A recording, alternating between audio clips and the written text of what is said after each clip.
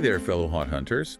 You know, those of us fascinated by haunted houses and the stories they hold, well, buckle up because today we're diving deep into Hill House in Mineral Wells, Texas. Oh, yeah. This place is notorious. We're talking intense paranormal activity on multiple levels. It really is a fascinating case. What sets Hill House apart is the sheer variety of reported activity. We're not just dealing with one type of spirit here. We have reports of everything from a menacing entity known as the Malevolent Man to playful child spirits. Whoa. It's almost like a paranormal sampler platter. And to unpack all of this, we've got two incredible sources for you. First, we have a written account filled with chilling firsthand stories from people who have actually spent time in Hill House. Right. And second, we have a YouTube video from the twin paranormal investigators who documented their own hair-raising experience there. These sources provide a really compelling look into what might be happening at Hill House, and they raise some intriguing questions about the nature of the paranormal in general. Okay, so let's set the stage here. Before we jump into the spooky stuff, let's talk about the history of Hill House. It was built sometime between the late 1800s and early 1900s, right near the infamous Baker Hotel, which is another paranormal hotspot in its own right. That's right. And that proximity to the Baker Hotel is significant. It suggests that Hill House sits in an area that might already be saturated with some sort of spiritual energy, which could amplify its own paranormal activity. Interesting. So it's like the entire area is primed for paranormal activity, and Hill House is right in the thick of it. What else do we know about the house itself? Well, it's had a rather checkered past. It served as a private residence, and there are even rumors that it was used as a brothel at one point. But what really fuels the haunted reputation of Hill House are the stories of tragedy and violence associated with the property. Oh, I bet. A haunted brothel. That's like a horror movie waiting to happen. What Yeah. kind of tragedies are we talking about? There are countless rumors of murders, suicides, and other violent acts that supposedly took place within the walls of Hill House. Now, whether all of these stories are true or embellished over time is hard to say.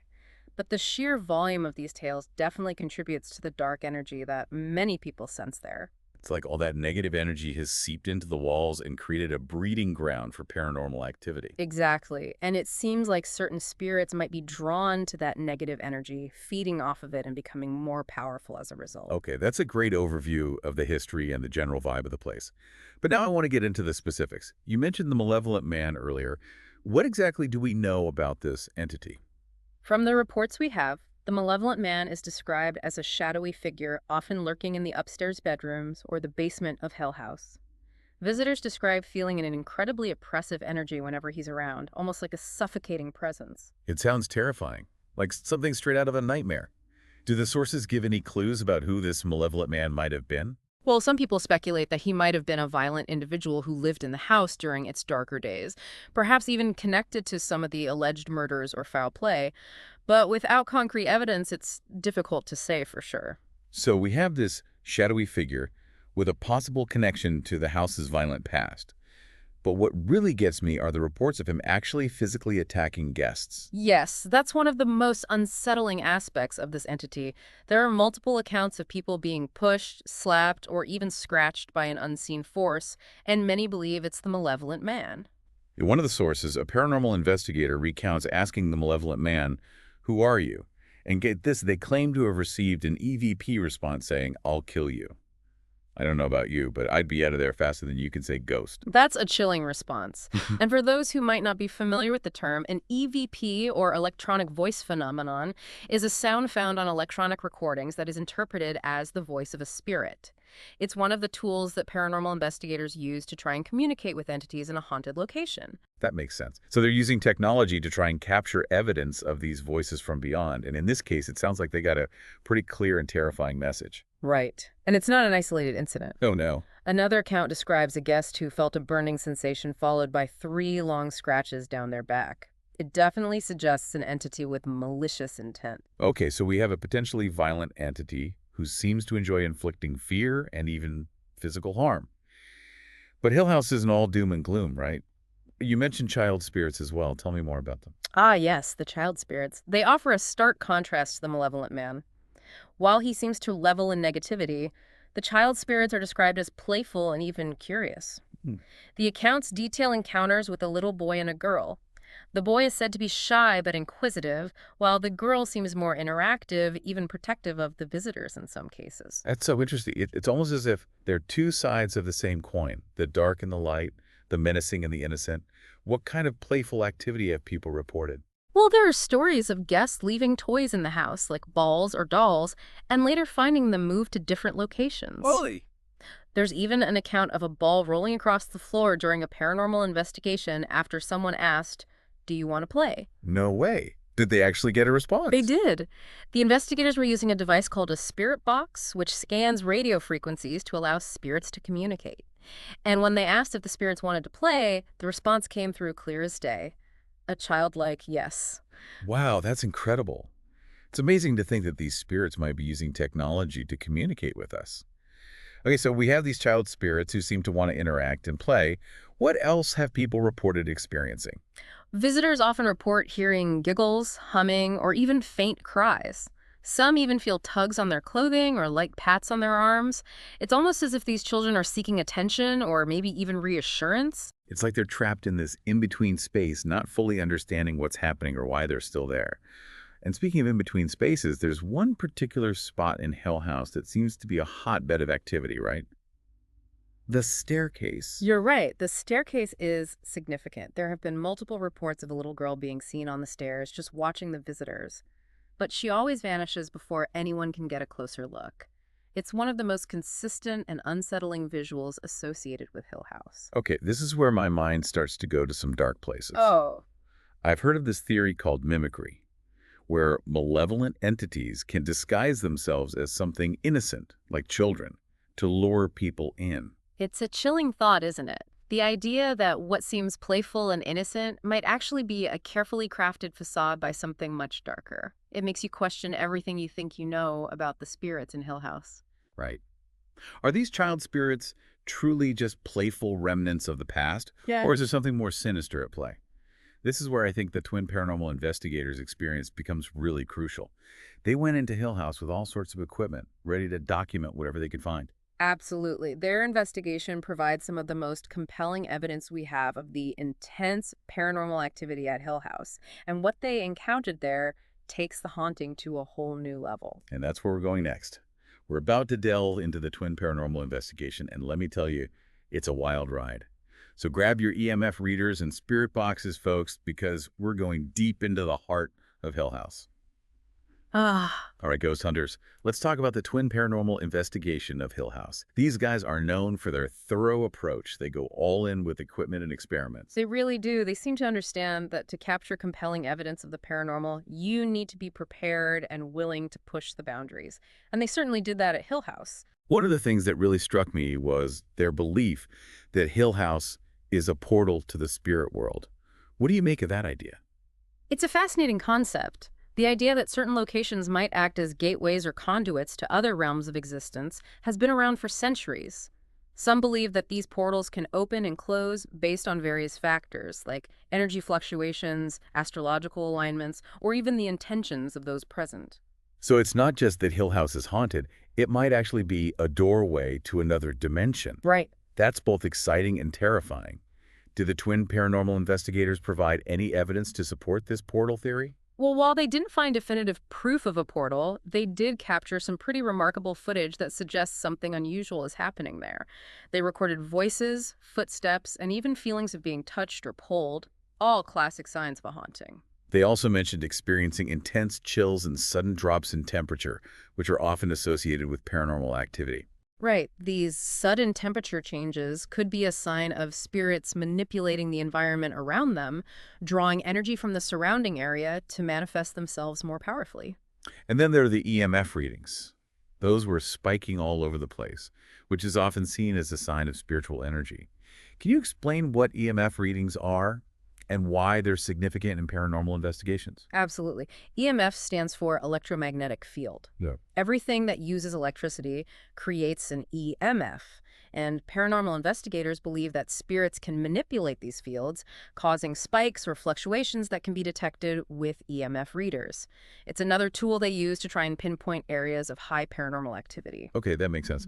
So they're using EMF readers like a sort of paranormal radar, looking for those telltale signs of spiritual energy. And they were definitely getting some strong readings at Hill House. Yes, and one of the most disturbing events they documented was one of the investigators actually getting I scratched. remember that. Yeah. It looked pretty nasty. Did they have any idea what might have caused it? They believe it was the work of a demonic entity named Toby, who many consider to be the most powerful and dangerous force in the house. Toby's presence is deeply intertwined with the history of violence and suffering associated with Hill House. Right. We talked earlier about all those rumors of murders, beatings, and suicides. It's almost as if Toby is feeding off of all that negative energy, growing stronger over time. Exactly. And the attack on the investigator wasn't just a light scratch, it was a significant wound, which suggests a very powerful and malevolent entity at work. Speaking of powerful entities, the investigators were using all sorts of methods to communicate with the spirits. They were.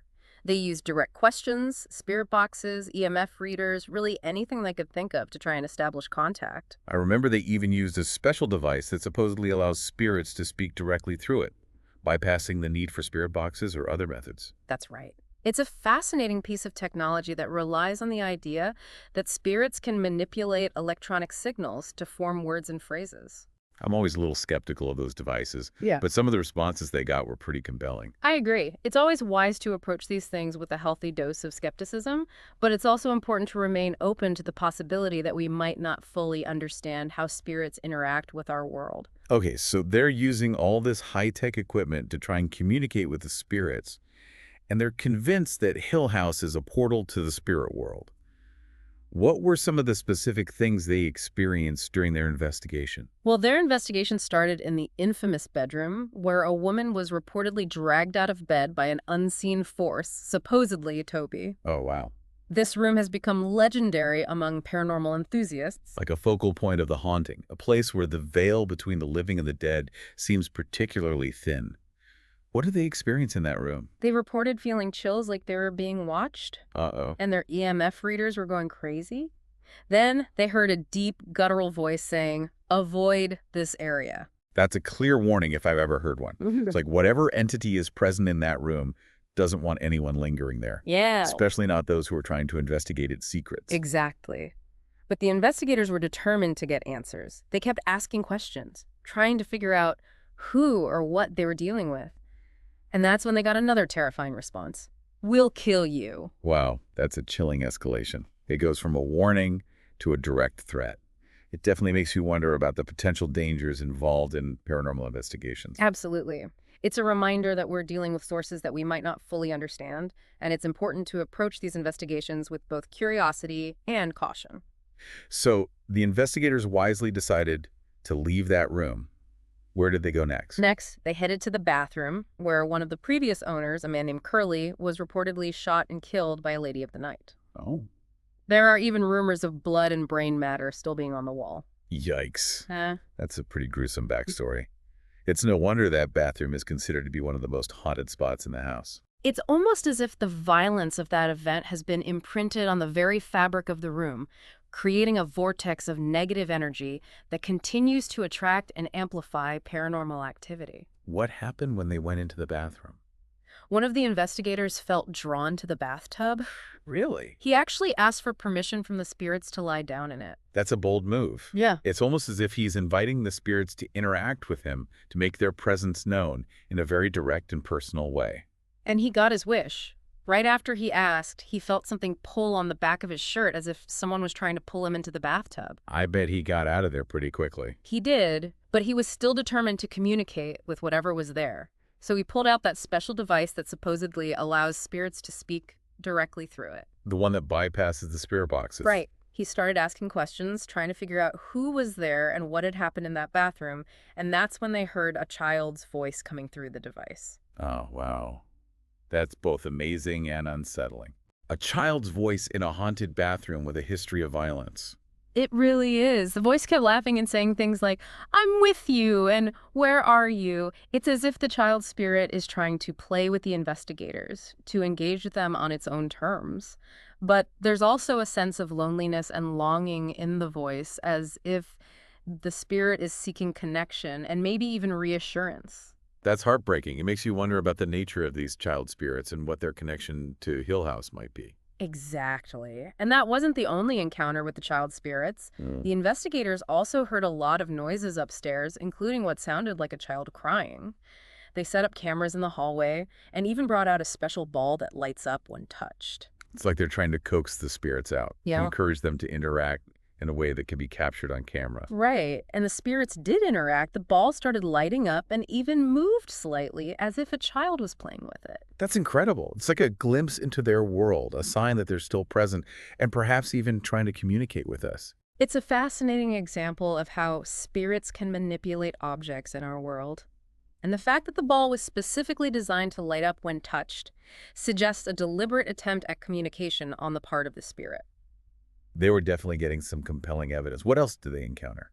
Well, they kept hearing footsteps and voices all around them, but they couldn't see anyone. Whoa. It was like the spirits were playing tricks on them, moving around unseen and making their presence known through sounds and subtle manipulations of objects. It's a classic example of a haunting. The spirits are present, they're aware of the investigators, and they're deliberately trying to interact with them, but they're doing it on their own terms, in a way that is both intriguing and unsettling. Exactly. And then they decided to try something really bold. They went lights out. Wow, going lights out in a haunted house? That takes some serious gut. It does. By plunging themselves into darkness, they were essentially removing one of their primary senses, making themselves more vulnerable to the spirits and whatever might be lurking in the shadows. It's like they're saying, okay, we're here, we're listening, we're open to whatever you want to show us. It's a risky move, but it can also be incredibly effective. By eliminating distractions and focusing on their other senses, they might be able to pick up on subtle cues and energies that they would otherwise miss. So what happened when they went lights out? Did they experience anything unusual? They did. Oh, no. They started hearing even more voices and footsteps, and they felt like they were being surrounded by unseen entities. At one point, one of the investigators even felt something tug on his back, as if someone was trying to get his attention. It's a classic example of a spirit trying to make physical contact. Hmm. And the fact that it happened in complete darkness adds to the mystery and the fear factor. Right. They kept asking questions, trying to get the spirits to identify themselves and explain why they were still lingering in Hill House. And they got some intriguing responses. It's like what? What's fascinating is that the spirits didn't just answer with random words or phrases. They seemed to be responding directly to the questions, offering clues and insights into their motivations and their connection to the house. So they were actually having a conversation with these spirits. In a way, yes. One spirit said, desperate and sad, as if they were trying to explain why they were still trapped in the house. It's a heartbreaking glimpse into the potential suffering of some spirits. They might be lingering because they're unable to move on, trapped by their own unresolved emotions, or perhaps even by something more sinister. And another spirit whispered, beware, as if they were warning the investigators about something dangerous lurking within the house. That's a chilling reminder that not all spirits are benevolent. Some might be trapped, confused, or even malevolent, and they might pose a threat to those who venture into their domain. Welcome back, haunt enthusiasts. We left off with the twin paranormal investigators plunged in darkness at Hill House, hearing voices and feeling a presence all around them. It sounds like things were getting pretty intense. They were. And remember, these investigators went into Hill House with the belief that it might be a portal to the spirit world. So they were already primed to expect some unusual activity. Right. They weren't just looking for ghosts. They were looking for evidence of something beyond our understanding. Yeah. So what happened next? Well, as they sat in the darkness, listening intently, they heard a child's voice again, but this time it said, 3 children here. 3 children. That number is significant, isn't it? It is. It matches up with reports of 3 children who died at Hill House, 2 boys and a girl. Their stories are truly tragic. One of the boys, Joshua, was found hanged. Oh. The other boy was reportedly beaten to death, and the little girl, Eloise, died after falling off a horse and breaking her back. That's heartbreaking. It's no wonder these children might be lingering, unable to find peace after such traumatic deaths. Exactly. And their presence in Hill House adds another layer of complexity to the haunting. Are they simply lost souls seeking comfort, or is there something more to their story? The investigators were really trying to connect with these child spirits, weren't they? They were. They even asked them to walk in front of a motion-activated music box they had set up in the hallway. It's like they were trying to create a playful environment to engage with the children on their own terms. Right, and the music box started playing. It was as if the children were drawn to the music, maybe even trying to communicate through it. Music can be such a powerful form of expression, even in the spirit world. But then things took a darker turn, didn't they? Yes. One of the investigators started feeling drained and weak, like something was sucking the energy out of him. I've heard other paranormal investigators describe similar experiences. It's as if the spirits are drawing energy from them, perhaps to fuel their own presence, or to try and manifest themselves more powerfully. That's one theory. Another possibility is that the investigator was simply overwhelmed by the energy of the house, the sheer concentration of spiritual activity. It's like being caught in a paranormal storm. Yeah. And then there was that incident with the ball at the top of the stairs, right? Right. The ball suddenly moved as if an unseen force had given it a push. That's a pretty clear sign of a spirit interacting with the physical world. It's not just a subtle movement or a flicker of light, it's a deliberate action that can't be easily explained away. It makes you wonder if the spirits were trying to get their attention, to draw them to a specific location, or to communicate something specific. Maybe they were trying to lead them to something. Did the investigators try to follow up on that? They did. They continued to ask questions, hoping to get more clues about the children and their connection to the house. One of them responded with, "Desperate, sad, and beware," which sent chills down my spine. Those words are so loaded with emotion and a sense of warning. What do you think they were trying to say? It's hard to say for sure, but it definitely suggests that the children are not at peace, that they might be trapped or even fearful of something within the house. Right. And the word beware definitely raises a red flag. It's a clear warning that the investigators might be in danger. It's like they're caught in a paranormal mystery, trying to decipher clues and piece together the truth of what's happening at Hill House. What happened next? They started feeling like something was watching them, following them as they moved from room to room. No. That feeling of being observed, of having unseen eyes upon you, is a classic haunting trope, and it's incredibly unsettling. It would make me paranoid. Like someone or something is always lurking just out of sight. Did they see anything? They asked the spirits to show themselves, but nothing happened. Then they heard a loud thud, like something heavy had fallen. They rushed to the room where the sound came from, but there was nothing there. It's like the spirits are toying with them, creating distractions and playing on their fears. Right. It's a classic tactic that creates a sense of paranoia and amplifies the fear factor. The investigators are constantly on edge, never knowing what's going to happen next. I bet their adrenaline was pumping. Did they try to communicate further? They decided to try communicating through a different device, one that uses random words to help spirits form messages. They started asking questions about the history of the house, about the people who had lived and died there. This type of device is based on the idea that spirits can influence random events, right? It's like they're trying to find a pattern in the chaos Yeah. to see if the spirits are trying to communicate something specific. Exactly. And it's a method that has yielded some interesting results in other paranormal investigations. So it was definitely worth a try at Hill House. What kind of responses did they get? They got a series of chilling responses: sickness, stabbed, and lots of ladies of the night. Those words are so evocative of the house's history. Sickness could refer to the people who came to mineral wells seeking cures from the mineral waters. Right. Stabbed hints at the violent deaths that have occurred in the house. And lots of ladies of the night connects directly to the rumors that Hill House was once a brothel. It's almost as if the spirits are confirming the dark history of the house, reminding the investigators that they're not just dealing with playful child spirits, they're dealing with something much darker and more complex. It's like they're peeling back the layers of the haunting, revealing the truth bit by bit. What happened next? They heard a child's voice again, this time whispering, "I'm hanging." They rushed to the room where the voice came from and found a photo of a little boy hanging on the wall. Oh my gosh, that's so creepy. It's like the spirit of the boy is still reliving his traumatic death, unable to escape that moment of pain and suffering. It's a chilling reminder that these spirits are not just disembodied voices.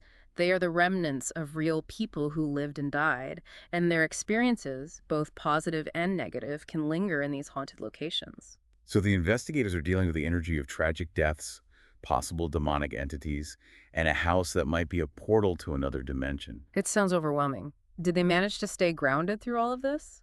They were definitely shaken by some of the experiences, but they remained focused on their mission to document the paranormal activity. They pressed on even when things got really intense. What do you mean by intense? Well, one of the investigators started feeling a strange tingling sensation in his arms, like he was being touched by something unseen. That tingling sensation is often associated with spiritual energy, especially when it's accompanied by other paranormal phenomena. Right. It's like the spirits are trying to break through that barrier between the worlds to make physical contact and let their presence be known. And then they heard footsteps coming from the hallway outside the room. They cautiously opened the door, but there was no one there. It's like they're being haunted by phantom sounds, manipulated by the spirits to create a constant sense of unease. Exactly. They decided to head back downstairs to the room where the woman had been dragged out of bed, hoping to get some answers about Toby, the demonic entity. It sounds like they were determined to face their fears head on. They weren't going to let these spirits intimidate them. They weren't. They started asking questions about Toby, about his motivations and his connection to the house. That's a brave strategy. It's like they're challenging him, daring him to reveal himself. And they got a response. The EMF reader started spiking erratically, and they heard a voice saying, "Funny." Funny. That's a really creepy response. It's like he finds amusement in their fear and discomfort. Right. It suggests a sadistic nature, a being that takes pleasure in the suffering of others. It's a classic characteristic of a demonic entity. And then things escalated even further, didn't they? Yes. One of the investigators felt a sharp, burning pain on the back of his neck. When he touched it, he felt something wet and sticky. It was blood. He was attacked. He was. He had been scratched, and it was a deep wound. They were convinced that Toby was responsible. That's terrifying. Hmm. It goes beyond the subtle movements and sounds. It's a direct, physical attack that leaves behind tangible evidence. It confirms their suspicions that Toby is not just a presence, a disembodied voice.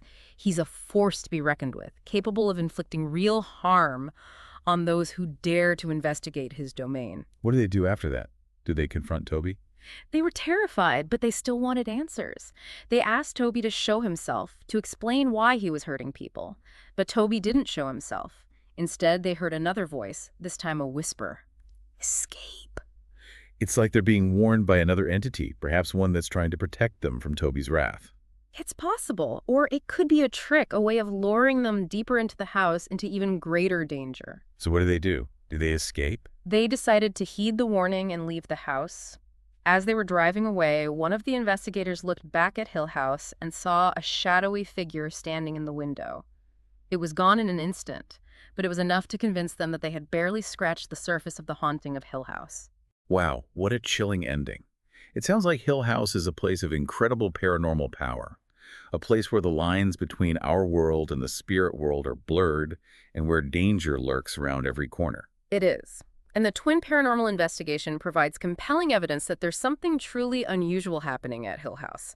Whether it's a portal to another dimension or simply a location where spirits are drawn to the residual energy of past tragedies, one thing is certain. Hill House is a place that demands respect, caution, and a healthy dose of fear. Well, I don't know about you, but I am thoroughly spooked. Hill House is definitely a location that I would approach with extreme caution, if at all. What do you think, listeners? Have you ever experienced anything like this? We'd love to hear your thoughts and stories. And as you reflect on this deep dive into Hill House, consider this. What does it say about our understanding of reality if places like this truly exist? Are we just scratching the surface of something much larger and more mysterious than we ever imagined? Those are great questions to leave our listeners with. And don't forget to check out the show notes for links to the source material, including the Twin Paranormal video. Until next time, keep exploring the unknown, but be careful out there.